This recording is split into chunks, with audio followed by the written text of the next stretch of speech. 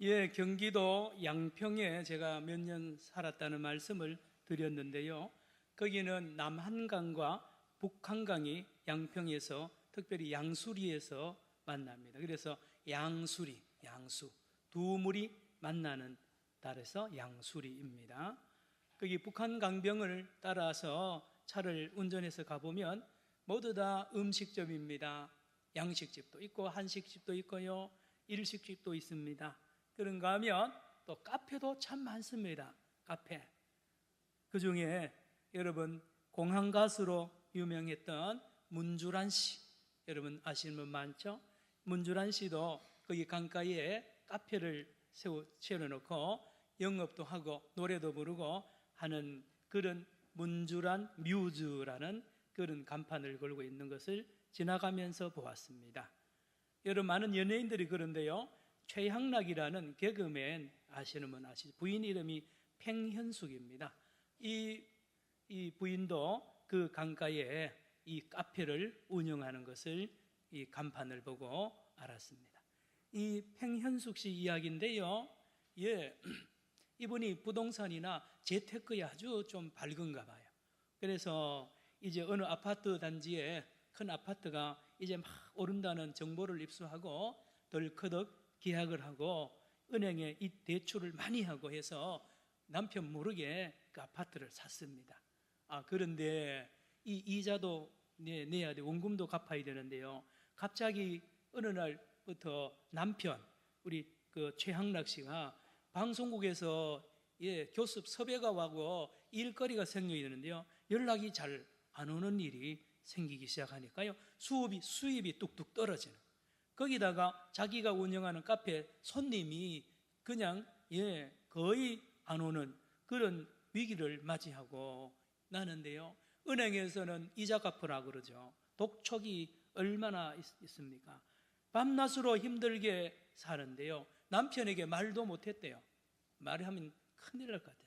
아파트를 팔려고 하니까 다운 계약서로 팔았고 해서 제값에 받지도 팔지도 못하고 해서 그렇게 힘들었다 하면서 그분이 하는 말이 빚지고는 못 산다. 빚지고는 못 산다. 여러분 중에도 경험하신 분 많죠?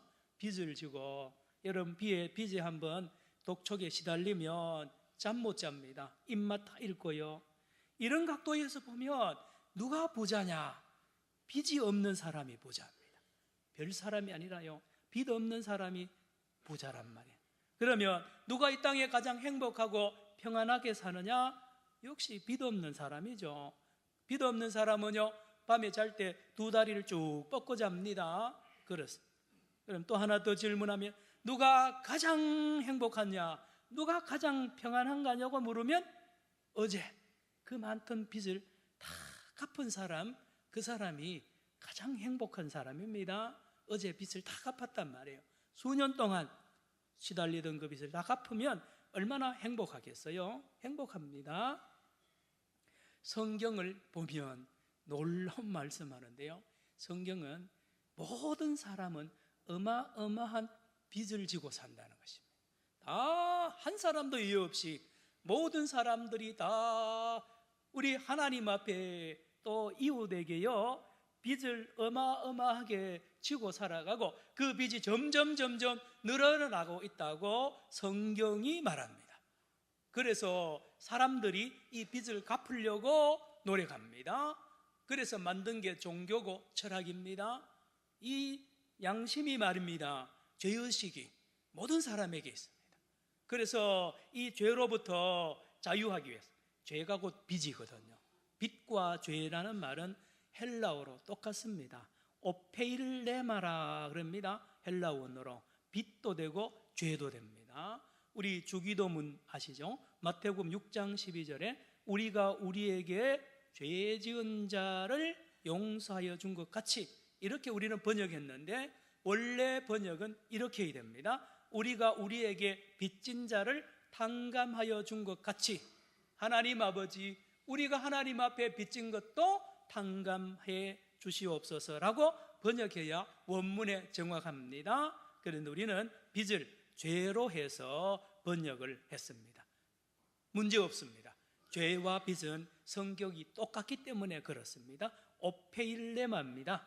로마서 3장 23절에 모든 사람이 죄를 범하였음에 하나님이 영광에 이르지 못하더니 라고 한 것을 빚으로 번역을 하면 더 와닿습니다. 모든 사람이 하나님 앞에 빚을 많이 졌기 때문에 하나님 앞에 못 나갑니다. 여러분, 빚을 지면요, 내가 빌린 그 사람 앞에 못 나가잖아요. 큰 소리 못 치잖아요. 똑같습니다. 채무자와 채권자의 관계가 그러합니다. 여러분, 우리가 가지고 있는 이 구약 성경 39권의 내용을 이런 각도에서 보면 구약 성경의 내용이 뭘까요? 여러분, 구약 성경 39권을 요약하면 이렇습니다. 하나님은 이스라엘 백성들에게 자꾸 돈 달라고 그러는 거예요. 돈 달라고. 빚 갚아라고. 그리고 빚 지지 말라고. 다시요.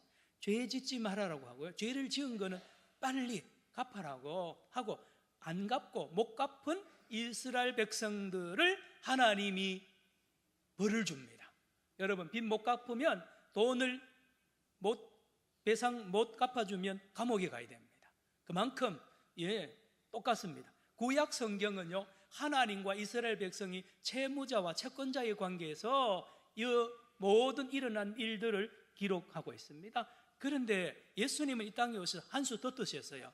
마태복음 5장 26절에 너희들, 우리가 믿는 하나님은 홀이라도 남김없이 다 죄값을 갚기 전에는 감옥에서 나오지 못한다고 주님 말씀하셨어요. 홀이가 뭐냐? 한 푼입니다. 우리 돈으로 10원, 1원이 됩니다. 1원짜리. 1원짜리 하나도 하나님은요, 반드시 계산한단 말이에요. 철저한 하나님입니다. 덮어두는 법이 없어요.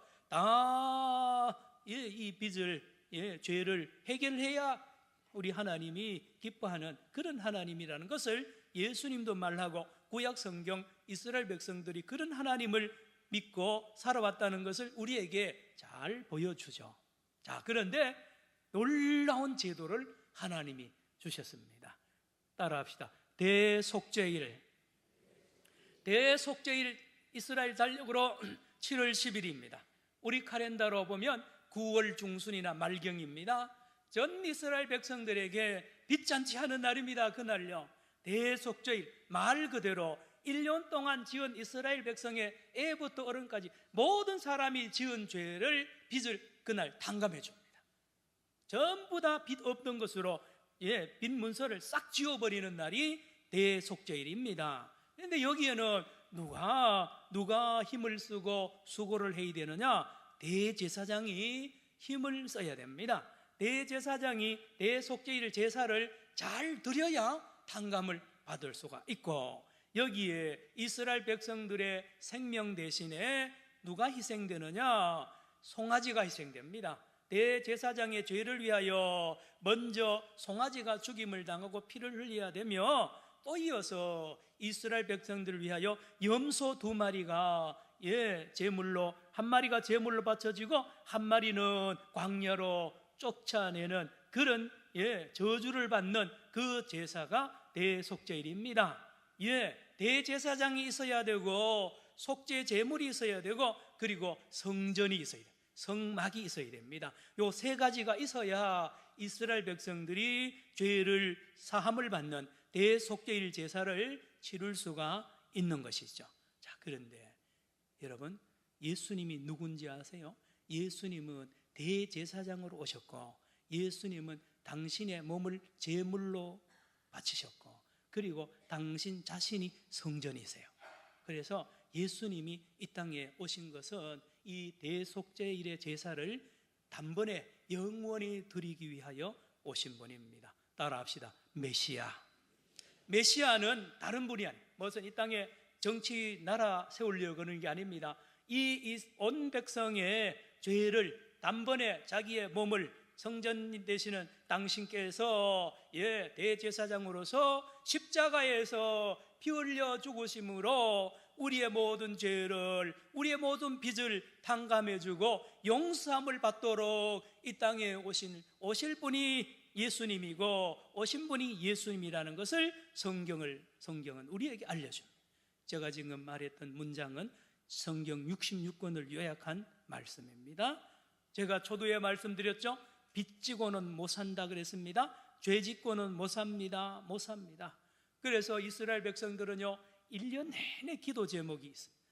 다른 기도 제목은 늘 변하는데요, 변하지 않는 1년 내내 기도 제목 뭔지 아세요? 하나님, 금년에도 우리 저 예루살렘 성전에 있는 저 대제사장께서 건강하시도록 해주시고 제사를, 대속죄일 제사를 잘 진행하도록, 실수해서 중간에 어려움 당하지 않도록 제발 하나님 도와주시옵소서 하는 것이 1년 내내 이스라엘 백성들의 기도 제목입니다. 누구를 위하십니까? 자기를 위해서.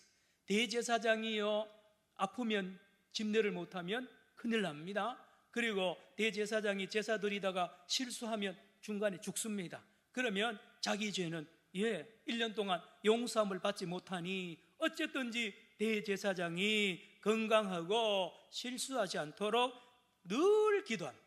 마침내 7월 10일이 되면 이 대제사장이 초긴장을 하면서 이스라엘 백성들을 대신해서 지성소까지 들어가서 대속죄일의 제사를 집례를 하고 온 백성들이, 이스라엘 백성들이 말입니다, 그 대제사장이 걸어서, 살아서 걸어서 나오는 그 장면에 모두 초점을 맞춥니다.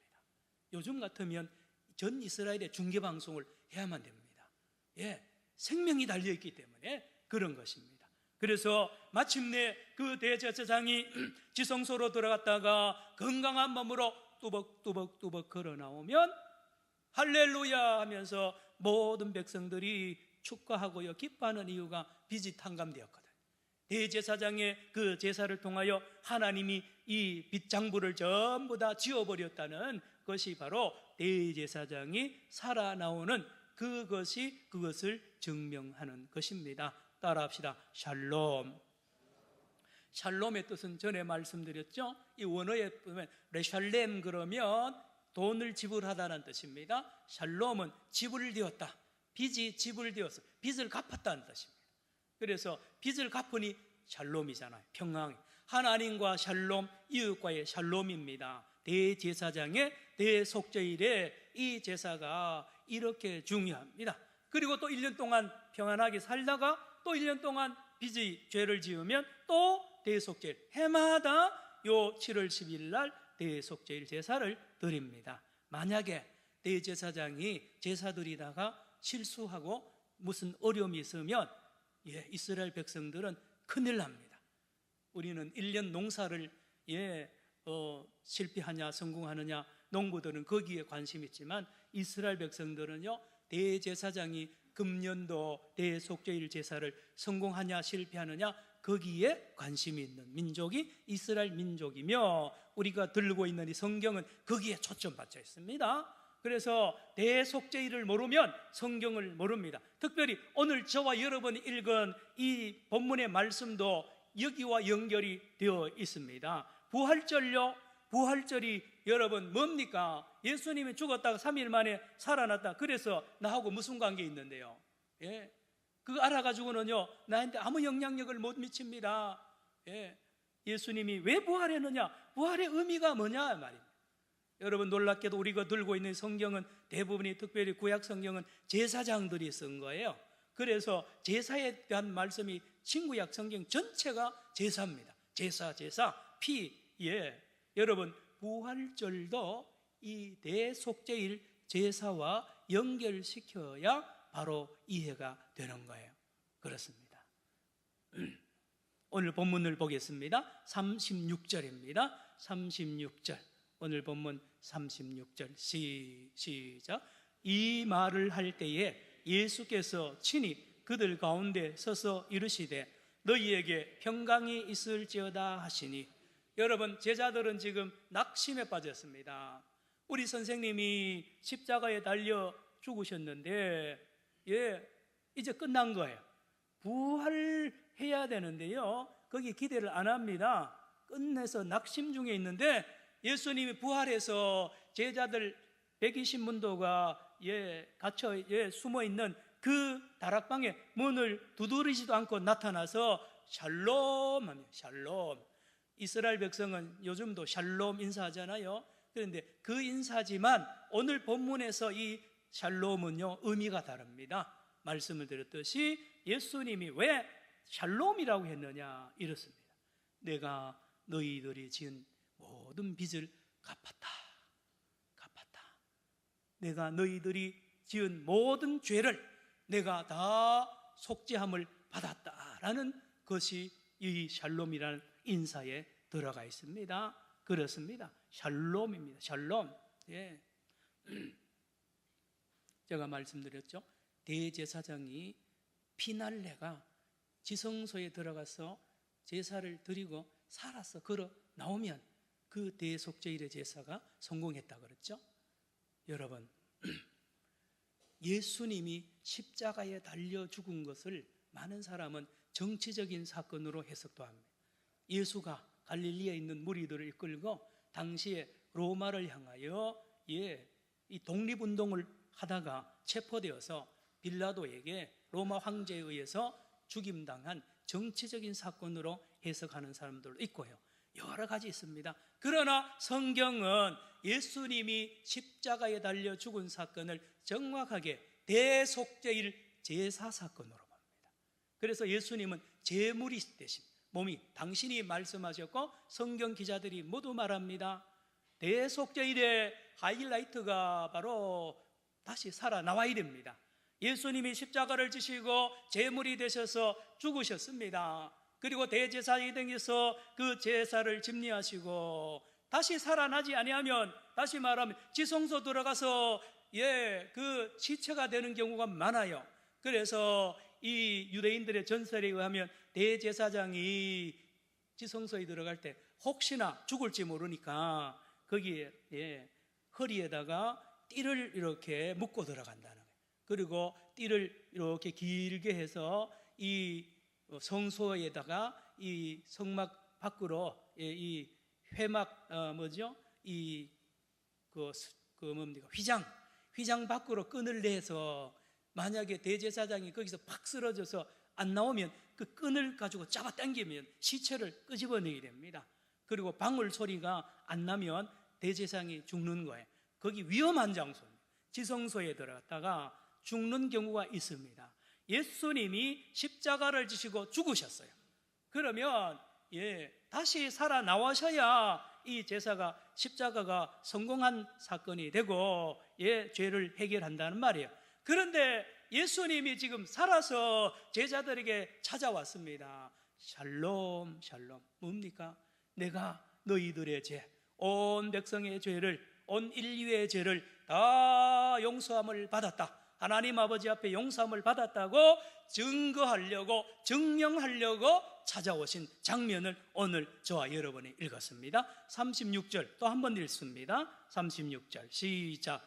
이 말을 할 때에 예수께서 친히 그들 가운데 서서 이르시되 너희에게 평강이 있을지어다 하시니, 여러분, 부활은 무엇인지 아십니까? 증명서입니다. 무슨 증명서냐? 빚을 다 갚았다는 증명서예요. 부활.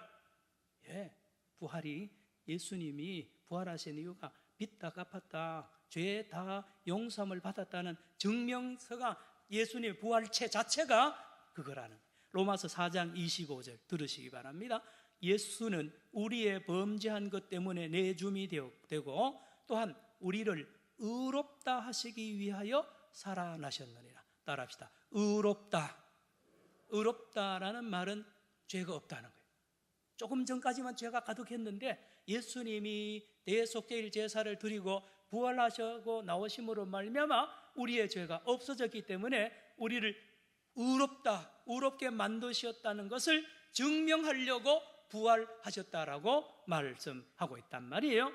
고린도전서 15장 17절에 그리스도께서 다시 살아나신 일이 없으면 너희의 믿음도 헛되고 너희가 여전히 죄 가운데 있을 것이요. 예수님 부활 안 하면 우리 죄가 그대로 있단 말이에요. 그러나 부활했기 때문에 우리의 죄가 용서함을 받았다는 증거가 확실하다는 거예요. 그래서 예수님이 당신 몸 부활체 자체가 영수증이에요. 그러니 나타나서 기쁨으로 얘들아 내가 너희들의 죄를 그렇게 내가 이야기했지 않냐고, 예, 드디어 너희 죄가 깨끗하게 용서함을 받았다. 와라 봐라, 영수증 확인하라고 합니다. 영수증 확인을 어떻게 합니까? 39절 읽습니다. 39절을 보시기 바랍니다. 예수님은 영수증 만져보라는 거예요. 39절 시작. 내 손과 발을 보고 나인 줄 알라. 또 나를 만져보라. 영은 살과 뼈가 없으되 너희 보는 바와 같이 나는 있느니라. 40절입니다. 40절 시작. 이 말씀을 하시고 손과 발을 보이시나? 여러분, 보이는 만져보. 여러분, 다른 복음서에 보면 도마 같은 제자는 직접 옆구리에 손을 넣어봅니다. 영수증을 직접 만져보는 거예요. 이 진짜 부활하시고 진짜 대속죄일의 제사를 성공하신 분이 맞느냐 말이에요. 확인하는 겁니다. 그게요. 그렇다니까요. 예. 십자가와 부활은 대속죄일과 연결해야 된다고 계속 말합니다. 오늘 그러면서 또 예수님은 다시 한번 이 성경 전체를 교육을 가르칩니다. 이 바쁜 이 부활하시고 40일 동안에요, 또 다시 제자들에게 평소에 했던 걸 또 가르칩니다. 44절부터 쭉 예수님이 뭘 하시는지 보시겠습니다. 시작. 또 이르시되 내가 너희와 함께 있을 때에 너희에게 말한 바 곧 모세의 율법과 선지자의 글과 시편에 나를 가리켜 기록한 모든 것이 이루어져야 하리라 한 말이 이것이라 하시고 45절 이에 그들의 마음을 열어 성경을 깨닫게 하시고 46절 또 이르시되 이같이 그리스도가 고난을 받고 제3일에 죽은 자 가운데서 살아날 것과 47절 또 그의 이름으로 죄사함을 받게 하는 회개가 예루살렘에서 시작하여 모든 족속에게 전파될 것이니 이를 기록되었으니 48절 너희는 이 모든 일의 증인이라. 간단하게 요약했습니다. 대속죄일 제사를 드리러 내가 왔고 그렇게 올 것을 모세의 율법과 선지자들과 시편이 계속 그걸 예언을 했는데 바로 내가 그 대속죄일 제사를 내가 드렸다는 것입니다. 그리고 이 죄를 다 용서함을 받았으니 누구든지 나를 믿으면 죄 사함을 받는 놀라운, 회개하고 예수님을 믿으면 죄 사함을 받고 빚을 탕감받는 이 자유함의 이 복음이 이제 시작이 되었으니 너희들은 이 증인이라는 거죠. 너희들 한 사람 한 사람 자체가 증인이 되니 가서 복음을 전하라는 말씀을 우리 주님이 합니다. 자, 그런데 말입니다. 이 예수님이 부활한 예수님 몸이 영수증이라 그러는데요, 이 영수증이 힘이 없어요. 영수증을 어디에 꺼낼 수도 없고 꺼내도 이 아무도 안 알아주고요, 힘이 하나도 없는 거예요. 이유가 어디 있느냐? 도장이 안 찍혔어요. 도장. 여러분, 매매 영수증이나 무슨 영수증인지 도장이 찍혀야 이게 힘이 있습니다. 수표도 1000억짜리 수표도요, 1000억 공이 수백 개 있어도 끝에 도장 안 찍히면 그건 종입니다. 여러분, 부활한 예수님을 만졌으면, 부활한 예수님을 만났으면, 부활한 예수님하고 같이 식사를 나눴으면 펄펄펄펄 뛰면서 베드로와 120문도가 문을 활짝 열고 예루살렘에 나가서 예수 믿으세요라고 설교하고 전도하고 행해야 되는데 아니요, 똑같습니다. 부활한 예수님 만날 때나 만나기 전이나 똑같아요. 못 움직입니다. 그래서 예수님이 놀라운 말씀을 하시는데 한 가지 내가 할 일이 더 있다는 것입니다. 이 십자가 가지고 부활하는 게 내 마지막 골인이 아니라 마지막 피날레는 내가 하늘에 올라가서 할 일인데 너희들 단디 들으라. 어떻게 들으라고요?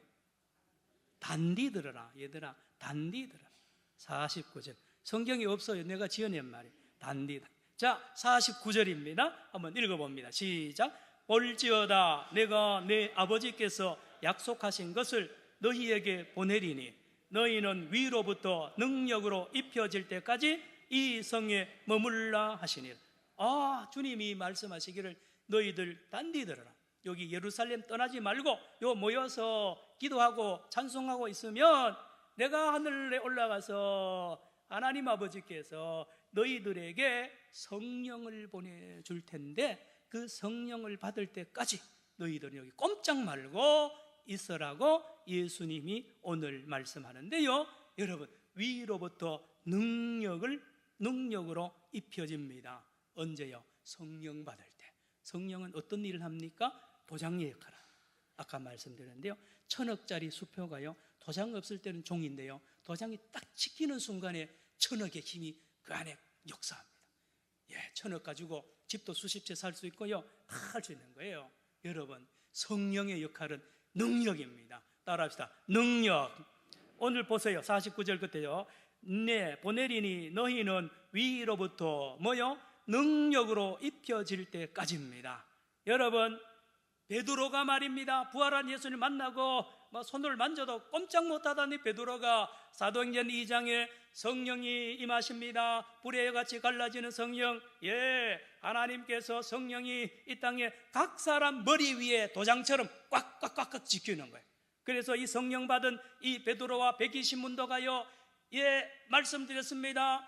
1000억짜리 수표에 도장이 딱 치는 순간에 그 1000억이 막 움직이는 거예요. 사람들이 다 영향력을 받습니다. 자기도 변화를 받는 거예요. 여러분, 이 베드로 안에 성령의 도장이 딱 찍히는 순간에 그 베드로 자체가 살아있는 증인이 되고 살아있는 영수증이 됩니다. 그렇죠? 그래서 너희들이 성령 받아야 되는 이유가 여기 있다는 것입니다. 성령을 받으면 권능을 행한다는 것입니다. 그래서 많은 사람들 앞에 말씀을 전하고 복음을 전하고요, 그리고 병마를 고치고요, 마귀를 쫓아내는 권능이 성령을 받을 때에 일어난다고 말을 하고 있고, 예수님은 그를 받으라는 거예요. 기다리라는 겁니다. 그리고 성령을 받으면 지혜가 충만해집니다. 언제 제자들이요, 갈릴리 촌 사람들이면 여기 120명 거의 다가요, 거기 외국어 배운 적이 없어요. 그런데 이 120명이 성령을 받고 나니까요, 전혀 배우지 못했던 언어로 막 방언을 막 하기 시작하고요, 그것뿐인 줄 아세요? 성경을 꿰뚫어 버립니다.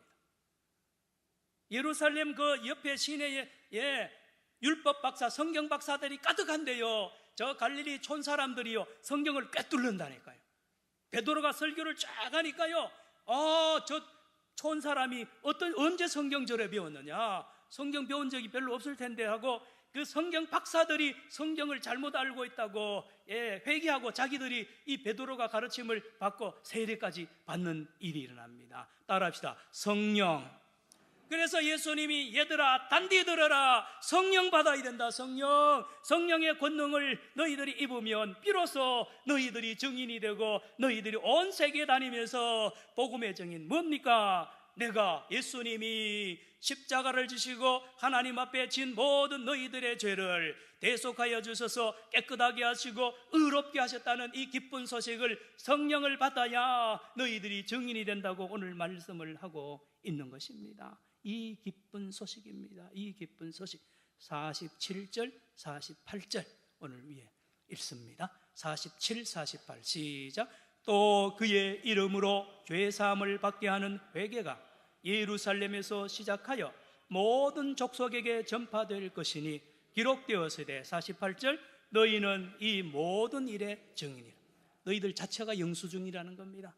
성령의 도장을 다 찍었어. 그래서 베드로 자체가 부활의 속죄함의 그 증인 자체입니다. 말씀을 마칩니다. 사랑하는 성도 여러분, 이 베드로와 120문도가요 무기력증에 빠졌잖아요. 답답 절망합니다. 부활하신 예수님을 보고도 만지고도 그러했습니다.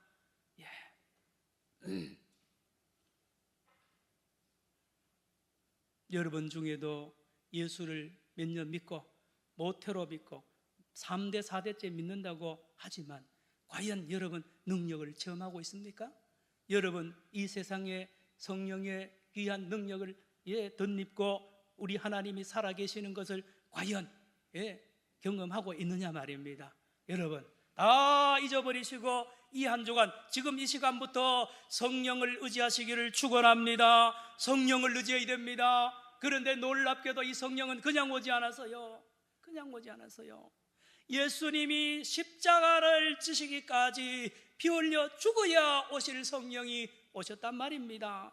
부활하셔야 오시는 성령, 그 귀한 성령이 우리 가운데 계시는데 저와 여러분은 이 성령을 무시하고 성령과 따로 논단 말입니다. 이게 됩니까? 이게 안 됩니다.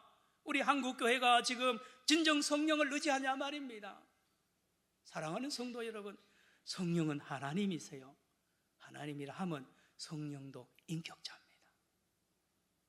우리 한국교회가 부흥사들 영향을 받아가지고 막 방언하고 이게 성령? 아니요. 성령은 인격자예요. 그래서 성령 충만한 특징은 인격이 바로 잡히고요, 정직해지고요, 다 믿고요, 온 세상을 향하여 이 복음을 증거하기 위하여 몸부림칠 수밖에 없는 내 자신을 발견하는 이 사람이 성령 충만한 사람입니다. 사랑하는 성도 여러분, 다음 주일이 성령 강림 주일입니다. 이 성령 강림 주일을 앞두고 우리 주님의 십자가와 부활과 성령의 강림이 어떤 의미가 있는지 다시 되새기면서 이 말씀을 붙잡고 금주 한 주간 동안에 저와 여러분 승리하기를 축원합니다. 기도합시다. 사랑의 주님, 오늘도 우리를 겸손하게 하시고, 나는 아무것도 모릅니다. 나는 교만합니다. 나는 무식합니다. 그러나 내 안에 계시는 성령님은 전능하시고 전지하십니다. 이 한 주간에 우리 성령님께 말을 걸게 하시고 성령이 역사하는 것을 눈으로 보게 하여 주시고 간증하는 역사가 있게 하여 주시옵소서. 예수님의 이름으로 기도드리옵나이다. 아멘.